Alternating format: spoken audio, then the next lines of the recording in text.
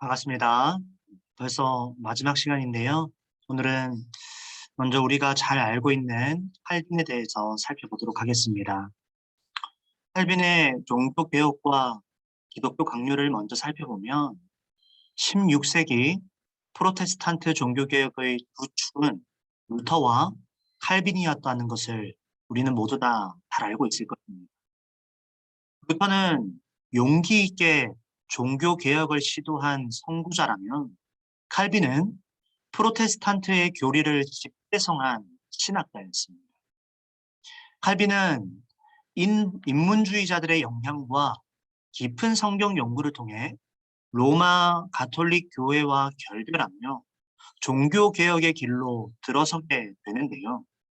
그의 위대한 업적이라면 당연히 기독교 강요와 제네바 합당을 꼽을 수가 있습니다.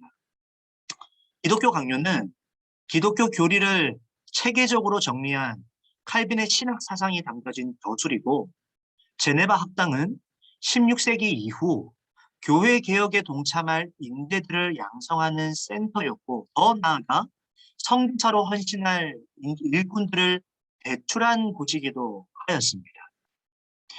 칼빈은 1538년부터 스트라스부르크에서 목표할 당시 이미 종교개혁을 일으켜 라틴어 예배를 프랑스어로 드렸고, 자신 또한 루터처럼 결혼을 하였습니다. 이후 1541년에 제네바로 귀환하여 칼빈은 본격적으로 종교개혁에 박탈을 가하여 기독교 강요 라틴어판을 프랑스판으로 출판을 하였습니다. 1541년에는 제네바에서 처음으로 기독교 강요 프랑스어 초판이 출판되었고, 연이어 라틴어판과 프랑스어판이 수정 보완이 되어 마침내 1559년에는 라틴어 최종판, 1560년에는 프랑스어 최종판을 출판케 되었습니다. 제네바 학당을 살펴보면 칼빈은 평생의 꿈이 인재를 양성하는 학교를 세우는 곳이었습니다. 마침내 1559년에 제네바 학당을 세워 유럽의 수많은 젊은이들이 이곳에 와서 신학 훈련을 받고 목표의 길에 들어서게 되었는데요. 데오도레 베자는 칼빈에 이어 학장을 맡아 학교 운영을 탁월하게 잘 하였고, 그가 학장에서 물려갈 때까지 무려 1600명이나 이곳에서 신학자로 배출이 되었습니다.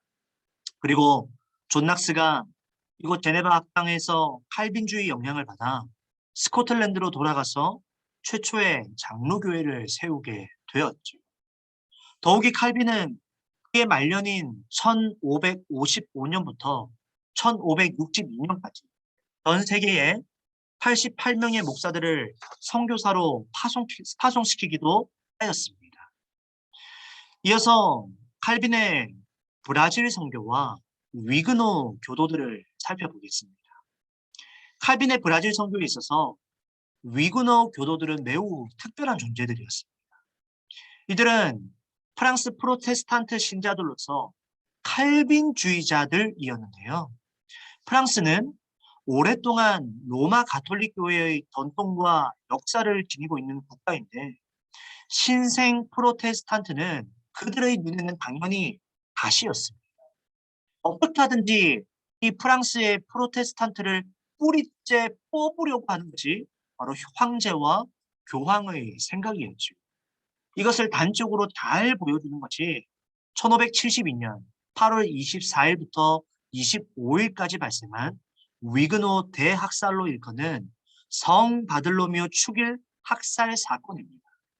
이때 파리에서 12,000에서 13,000명의 프로테스탄트들이 학살을 당했고, 또 프랑스 전역에서 약 3,000명에서 7,000명이 학살을 당했습니다. 계속된 이어진 학살로 9월 17일까지 파리에서만 25,000명의 프로테스탄트 대학살이 일어났고, 10월 3일까지 이것이 지속이 되었습니다. 약 한 달간 지속이 되었다는 거죠. 이에 위그노 교도들은 더 이상 이 프랑스에서 머물 수가 없었기 때문에 많은 사람들이 남하고 화란, 웨일즈, 영국으로 망명을 떠났고 또한 칼빈이 있는 제네바로 망명을 간 자들도 많이 있었습니다. 이들은 제네바 학당에서 훈련을 받고 목사가 되어 고국 프랑스에서 종교개혁을 일으키기 위해 다시 돌아갔지만 대다수가 학살을 당했습니다. 칼빈은 4명의 목사들, 제네바로 들어온 미그노 교도 500명과 함께 브라질 선교사로 파송을 했고 이들이 도착한 곳은 리우데데 자네이루였습니다. 발음이 좀 힘든데요. 리우데 자네이루였습니다. 칼빈이 이들을 브라질로 파송한 목적은 브라질의 프로테스탄트 사역지를 개척하는 것과 브라질 인디언을 선교하기 위해서였습니다. 이후 이들은 선교를 감행했는데요. 하지만 이곳 브라질은 이미 이 포르투갈의 로마 가톨릭 예수회 선교사들이 선점하고 있어서 이 위그노 교도들의 선교는 처음부터 큰 벽을 맞이하게 되었습니다. 쉽지 않았습니다. 이들은 도착한 후 몇 해 동안은 선전을 하였지만 1560년에 포르투갈의 점령을 당한 뒤에 포르투갈의 예수회 선교사들이 로마 가톨릭으로 개종하지 않으면 모두 다 학살을 시키겠다라고 위협했지만 끝까지 신앙을 지켜 대다수가 목숨을 잃고 말았습니다.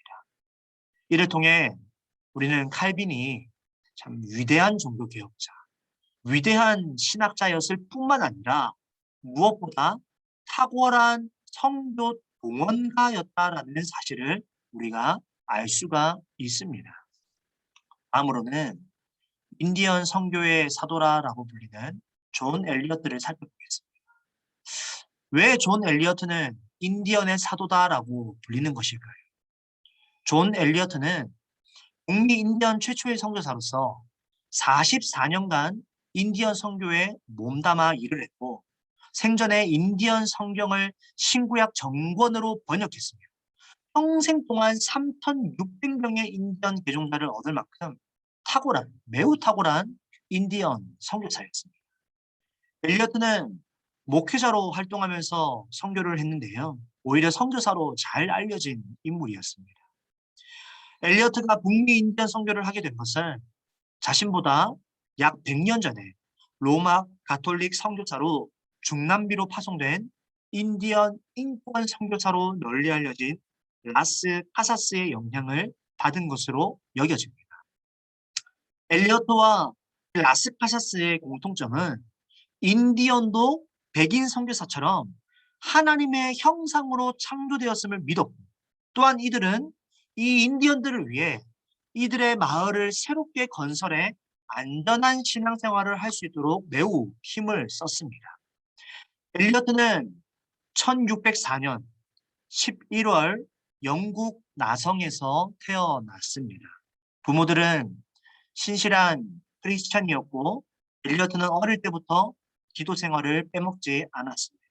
그는 캠브리지에서 대학을 졸업한 후에 성공의 목사로서 안수를 받지만 아버지의 영향으로 청교도인이 됩니다. 그의 아버지 토마스 후커는 조그만 사립학교를 운영하고 있었는데요. 이곳에서 엘리어트는 대학 졸업 후에 몇 년간 교사로 섬기면서 아버지의 그 청교도 정신을 이어받게 됩니다. 당시 영국에서는 청교도인에 대한 탄압과 핍박이 매우 무척 심해 더 이상 이곳에서 머물 수 없었기 때문에 신대륙으로 이주하기를 결정하고 1631년 11월 매사추세츠에 있는 보스턴에 이 존 엘리어트가 도착을 하게 됩니다. 엘리어트의 첫 목회지는 보스턴에서 약 3km 떨어진 록스베리였는데요. 이곳에서 엘리어트는 1632년에 한나 먼포드와 결혼식을 치렀고 1644년 그의 나이 40세가 되었을 때에 인디언 선교에 눈을 뜨기 시작합니다. 그는 알곤킨족 언어를 약 2년간 걸쳐서 배웠고 그의 언어 교사는 코케노였습니다. 그가 인디언 언어를 배운 목적은 2가지였는데요. 첫 번째는 인디언들이 충분히 하나님의 말씀을 이해하기 위해서요. 두 번째는 이것을 통해 인디언들의 회심을 이루는 것이 목적이었습니다. 엘리어트가 인디언 언어를 어느 정도 습득한 후에 처음으로 이 인디언들에게 선교한 때는 1646년 10월 28일이었는데요. 이때까지 그는 어느 교회 목사 혹은 식민지 교회에서 파송한 선교사가 아니었습니다. 오직 엘리어트가 자원해서 인디언 선교사로 헌신을 하였던 것입니다. 엘리어트는 알곤킨족 추장인 다반의 오두막집에서 설교를 하였는데요. 그는 에스겔 37장 9절에서 10절 말씀을 가지고 무려 1시간 15분 동안 설교를 했으며 그의 설교는 하나님은 사랑이시다. 그리고 인디언들은 그 말씀을 듣고 폭발적인 반응을 일으켰습니다. 그의 설교 특징은 두 가지에 집중을 했는데요. 첫 번째로는 회개였고 두 번째로는 오직 원이었습니다. 많은 인디언들이 은혜를 받고 이후 엘리어트는 정규적으로 이 알곤킨족 선교를 했는데 인디언들의 개종 숫자가 점차 늘어나게 되자 이들을 안전하게 보호할 땅이 필요하다는 것을 느껴 기도하는 도시로 알려진 나틱을 설립하였고 1671년에는 무려 14개의 기도하는 도시를 세우게 되었습니다. 무엇보다 엘리어트가 인디언 선교에 큰 족적을 남긴 것은 인디언 성경 번역입니다. 이전에는 그 누구도 아무도 이런 일을 감당할 수가 없었죠. 그는 1649년부터 번역 작업에 착수해 마침내 1661년에 신약 성경이 완성이 되었고 2년 후인 1663년에 구약 성경이 번역이 완성이 되었습니다. 그의 이런 노력에도 불구하고 당시 상황은 이 엘리어트를 도와주지 못했습니다. 식민지 군대와 인디언 간에 펼쳐진 필립 왕의 전쟁은 엘리어트가 세운 13개 인디언 정착존을 모조리 파괴시켰고 인디언들은 추방 아니면 남아있거나 이 둘 중에 하나를 선택해야 했습니다. 남아있는 자들은 백인들에게 무차별 학살을 당하고 말았지. 전쟁의 후유증도 비참했습니다. 인디언들은 술에 찌들거나 폭행으로 세월을 일삼았습니다. 이 전쟁은 72세의 노인 이 엘리어트에게 매우나 가혹한 전쟁이었습니다. 지난 세월 그가 인디언 선교에 공들인 것들이 하루아침에 무너졌기 때문입니다. 하지만 그는 실족하지 않았고 끝까지 인디언 선교를 회복하는 일에 헌신하여 85세에 하나님의 부름을 받게 됩니다. 그럼 이 존 엘리어트가 인디언 선교에 어떤 영향을 주었을까요? 엘리어트가 인디언 선교에 성공할 수 있었던 이유로 루스 터커는 세 가지를 지적합니다. 첫 번째는 어떤 환경에서도 꺾이지 않는 낙천적인 성격. 두 번째는 타인을 돕고자 하는 강한 마음. 세 번째는 자신이 하나님께 절대적으로 의지하는 마음을 말하고 있습니다. 그 결과 기도하는 도시 나틱이 생겼고 성경 번역이 이루어졌고 3,000명이 훨씬 넘는 개종자가 생겼습니다. 그의 이러한 열매는 세 가지 중요한 영향을 끼쳤는데요. 첫 번째는 인디언 선교의 설립의 근거를 제공하였습니다. 엘리어트는 1646년에 자신이 최초로 인디언 선교사로 헌신해 1649년에 뉴 잉글랜드의 복음 선포회가 탄생하도록 만들었죠. 두 번째는 엘리어트 이후에 인디언 선교에 동참하는 자들이 점차 많아졌습니다. 대표적으로 리차드 본, 존 코튼, 사무엘 트렌트가 있습니다. 마지막 세 번째로 인간에 대한 인식 변화를 이 엘리어트가 주었죠.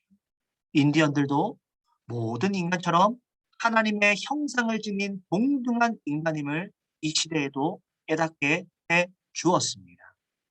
오늘은 칼빈과 엘리어트를 살펴보았습니다. 그동안 시대적 선교사 열전을 통해 많은 선교사들을 살펴보았는데요. 사실 앞으로 더 많은 선교사, 더 많은 시대로 나아가야 하는데 이후 시대는 다음 강의에서 계속해서 이어서 나갈 수 있도록 하겠습니다. 그동안 감사했습니다. 고맙습니다.